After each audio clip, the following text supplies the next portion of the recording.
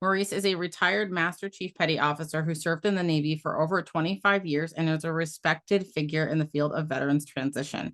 He serves as the president and executive director at the National Veterans Transition Services Incorporated, the first vice president of the San Diego Veterans Coalition, a founding member of the California Veterans Chamber of Commerce, and is the regional community integration coordinator for Onward Ops, a national program that connects veterans to sponsors and their community of choice after service.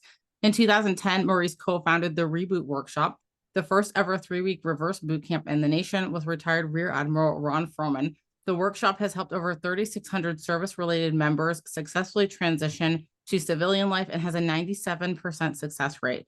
The University of San Diego and 4 doctoral students from Pepperdine University have confirmed that Reboot is effective in helping veterans. Maurice has implemented various innovative solutions to support veterans, including the establishment of centers for military and veteran reintegration, hosting weekly muster online, implementing the San Diego Transition and Integrated Integration Project, and developing the Managing Your Transition Timeline 365 app. These initiatives aim to provide services, resources, and connections for military personnel and veterans to local community organizations and employers, with the goal of reducing stress, homelessness, unemployment, underemployment, and suicide rates among veterans.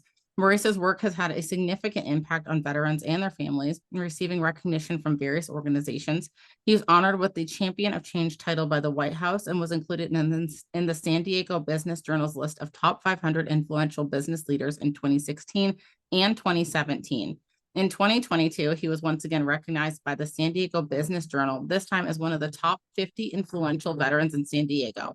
In 2017, he was also awarded the title of California 39th Senate District Veteran of the Year. And what we do at the Call of Duty Endowment is we vet out veteran organizations across the country who are serving veterans, and we award them money. And over the years, and I've been a member of the endowment since its inception, we've given away millions of dollars to lots and lots of organizations. But in that process, I had a chance to travel around the country and see who's doing what, and then really discover what we call a lot of gaps. And one of the big gaps was the whole transition from military to civilian life, that no one had really solved that equation, which is helping individuals reprogram their mindset, their military mind, from military to civilian. Well, hello, 10 years at the Urban League, I learned how through this education that I was teaching, and I field tested it in multiple applications inside a state prison with gang members, this and that. I tested it on just multiple populations, and it worked. And so at that 10-year mark, it just made a lot of sense. Well, hey, why not just pivot over and bring this knowledge and this experience and this information to the veteran community who need it? Because, hello, there's a gap, there's a need, there's a transition. And so here I am today. So we are the only reverse boot camp on the planet. And I can honestly say that because I've been working with other countries, Japan, Israel, Russia, Georgia. We work with a lot of people over in Canada. No one has reverse engineered military boot camp. And so if you kind of take a step back and look at how effective military to civilian or civilian to military boot camp is, it's highly effective. And no one other than us has been able to reverse engineer it and create a similar impact. So it's sort of like, what's the missing link for everyone coming in the military? Well, a reintegration, a cultural reset, a redefinition of how our consciousness, what we do is we help people rebuild their identity or create a new identity, find their purpose and passion. This is all subconscious, and then rebuild what we call their career decision, self-efficacy. And all of the science basically says that of all the struggles that veterans have with transition service members, those are some of the biggest ones, if you will. And right at the top of the chart, obviously, it's finding your new identity. 41% have a hard time changing from how they see life through the military lens to civilian life. And so up until this point, everyone else has been more or less on the clinical side of responding. We have always been on what we call the cognitive behavioral training, which is still going back to ground zero. I've been doing this now since 2000. I'm actually doing the same thing I've been doing for 20 something years, and it works. And so each one of the weeks focuses on resolving some known issues. And we don't really like to call them issues. We just call them opportunities for change. So the first week of Reboot focuses on changing your identity. Now, we can't make you change your identity. Nobody can make you do anything. You have to do it. So in the first week, we show you how. And we walk you through the process. The workshop is comprised of 25 individuals, and it's a different kind of learning environment. We call it the generative learning environment, where I'm just a facilitator, I'm a guide, and I'm introducing topics. The real teachers and instructors are every student in there, because you're an adult. Adults only learn what they want to learn. They don't want to learn, they're just gonna, you can't teach me nothing.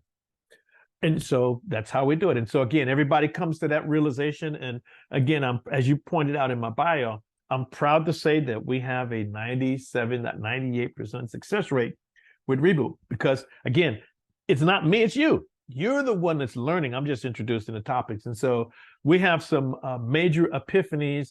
Usually by the third day, you can see, awareness kicking in. Oh, I didn't know that, because we only use science. Everything that we do is just pure science, well proven.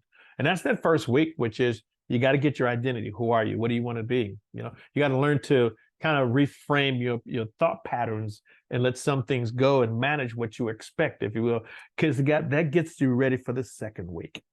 And the second week is about finding your purpose and passion. We call it finding your next mission. You have to find the mission.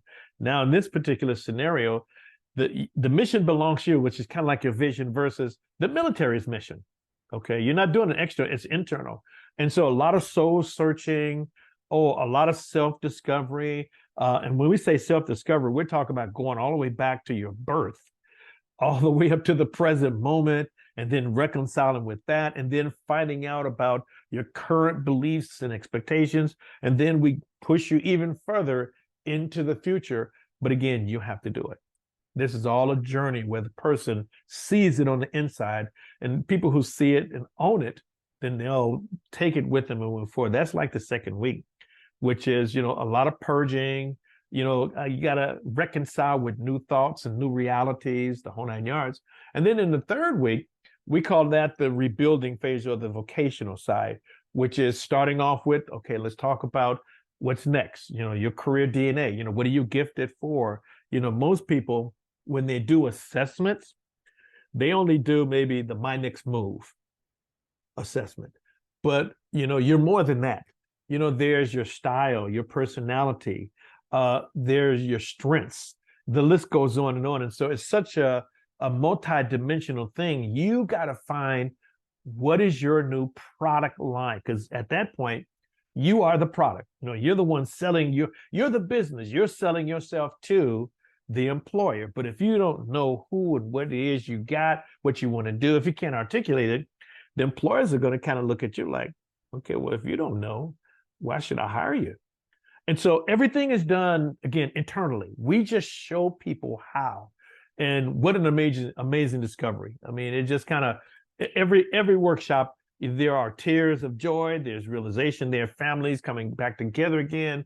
There are people that are reconciling with some of their internal anger. And again, some people are mad at the military. Well, they didn't treat me right. Well, nobody promised you they were going to treat you right.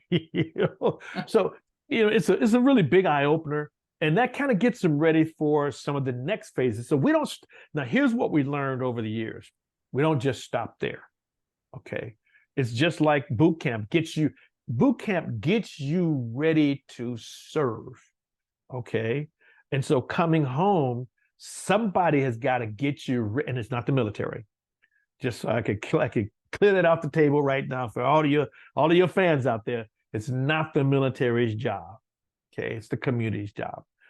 And it's partly your job as well. Something's got to get you ready for reintegration. Okay, we're not talking transition anymore. We're talking reintegration. That's a whole nother process. And you don't hear too many people talking about that. So a couple of years ago, we developed the Managing Your Transition Timeline app, which took the pressure or the burden offer people to manage it themselves. And what it does, like a personal transition assistant. And it just reminds you, hey, you got X number of days, and every 10 days, it'll remind you of, what's on the timeline, what you got going on. And so we learned that that's not enough alone. Then we started assigning people what we call civilian transition assistant advisors. Okay, because again, now let me say that the person has to do all the work. Okay, you have to do all the work, but somebody's got to remind you to stay on top of it. Okay, keep that cadence going. Keep it all up. And so the app pretty much helps do that. But having a transition assistant advisor to kind of call you up every so often, hey, I noticed that you've kind of fallen behind. Hey, is there anything I can do? We all need a little motivation from time to time. And then finally, we just loaded up a couple of days ago. We just added a artificial intelligence assistant, an AI assistant, to even answer more questions because obviously you got a lot of questions, and either you can get your answers quickly, or you can wait until whenever. We found that by adding AI in, says we can solve a whole lot of things. So we just took all the lessons learned, all the obstacles, all the issues that people commonly face, and we found an answer to it. It says, we see what's going to happen to you. Here's the response to that. If you're a stimulus, response. So one thing after the next. So after we figured out the boot camp part, and then we figured out the managing your transition part, then we started looking at some other things. And each time we solved an equation, a problem, or closed the gap, then we saw something else, which was, all right, look, we got this thing down. We're successful with reboot. Folks are getting it, but now who are we handing off to? And then we discovered a lot of the communities across the country are not ready to now we get into reintegration. They're not ready for reintegration because no one's shared the data with them. There's no warm handoff. There's no process. I mean, it's not that there aren't organizations there trying to help, but they're not coordinated. They're not plugged into the current data, the whole 9 yards. So we looked at that, and it was almost instantaneous. Okay, we need to help build CMVR, Centers of Military and Veteran Reintegration. And then we got sort of like a boost back in 2017 when Congressman Mike Levin started working on some legislation to establish what they call the Navy SEAL Chief Petty Officer William Modore Transition Improvement Act. And Chief Petty Officer Modore, Navy SEAL, got out and committed suicide. And again, the whole issue is didn't have a good reintegration, like so many people. So now when you start looking at it, there's the transition that people complain about, but then there's the reintegration. And we tell people, don't mix the two. They're completely different. Your transition out, well, that's one group. That's the military. That's the government. But your reintegration, that's your community. And so, again, we found that a lot of communities weren't ready. Cities weren't ready. They were dealing with suicides. They were dealing with homelessness. They weren't really getting ahead of the problem. So, again, we had already started the CMVR project back in 2016, but in 17 and 18, we really got a boost in 19. And then we started really gaining momentum, and we started developing a blueprint for community implementation. And so now we have a team of specialists that can actually come to any community, any city, and show you how. And again, it includes all the lessons learned on how to reintegrate veterans and their families into the community. So now we're working with a couple of cities here, city mayors. We have a partnership with Downey. We're signing a partnership agreement with the city of Chula Vista. In fact, we've been meeting with them on and on. We're helping them build a veteran reintegration welcome home package. We got a veteran reintegration policy. It was really taking off there, creating the warm handoff, involving and incorporating all the community partners that we call stakeholders. That includes chambers. So again, everything is, and what we're seeking to do is to replicate the military process. Just like when you come in, when you go from boot camp to your C school, to your first command, and then on, it's a guided tour. Every step of the way, somebody's got you every step of the way. Well, we're now creating that same journey back home, but it requires us to go in and then help cities build up. And so now we're getting ready to meet later on. In fact, about 2 days before I come up to hang out with you guys, we'll be giving a presentation to the city of San Diego mayor and his Veteran Advisory Council to really get them on board to build a veteran reintegration policy. And in Sacramento and in San Francisco. So it's kind of getting out there, but we're getting really good at, okay, here's the blueprint. Here's how you do it. There's a little bit of community organizing. There's leveraging. We follow what we call the collective impact model from Stanford, the Stanford Social Innovation Group, if you will, the 5 conditions of the social impact model. But we also follow another research project from the Altarum Institute called the VCAT model, which stands for Community Action Teams. And what that is sort of going from silos to integrated models. Everybody in the region has to work as an integrated team. So now the real hard work begins, which is getting all of the nonprofits who are all separate individuals to now work, not just collaborate and coordinate, integrate their services. And so we all have one customer, we all serve that one customer, as opposed to right now, most organizations, I got this one customer now, I'm their only service provider. We all become the service provider. So we've tried it, done it in a couple of places. We've done it in Michigan. We started, oh my goodness, way back in 2015 with Altarum. Actually, we even started sooner with Altarum. So we've been partners with all these organizations for many, many years. So with the Institute, Pacific Institute, we've been partners for 20-something years.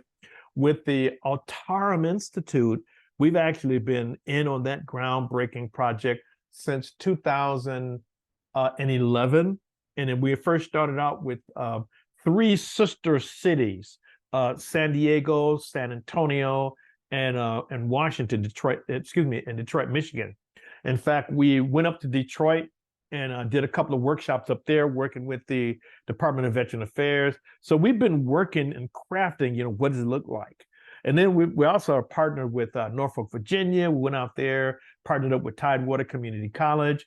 And now we're working with Quantico, Virginia, right outside the back gate. There's a group there called the Cyber Hub. So we're building that model there. And obviously, California, we had to kind of get things together. And so partnering up with Downey, Sacramento, and San Francisco. So again, we've been taking the model, really observing. It's all about lessons learned. What did you do the first time that was successful? What did you do that didn't work? And then you learn from that and say, hey, we're not going to do that again at that place. And each time we've rewritten the process of the procedures. So again, for us, is ultimately we're going to produce a desktop procedures manual that just shows you how to. And so we got a great team of people. Many of them are former Boeing employees that were part of the quality teams that have won many awards for Boeing. And so we're bringing all that expertise to the table. So there's community organizing, but you got to have a plan. You got to have a vision. There's so many moving parts right here. But again, you got to get your city involved. You got to get your counties involved. You got to get your state involved. And so again, it's a huge undertaking. And it just requires that. What's that old African proverb? It takes a village. There have been several studies done on reintegration over the years. And so where I'm at is I don't do new studies. I just take the old studies and take action.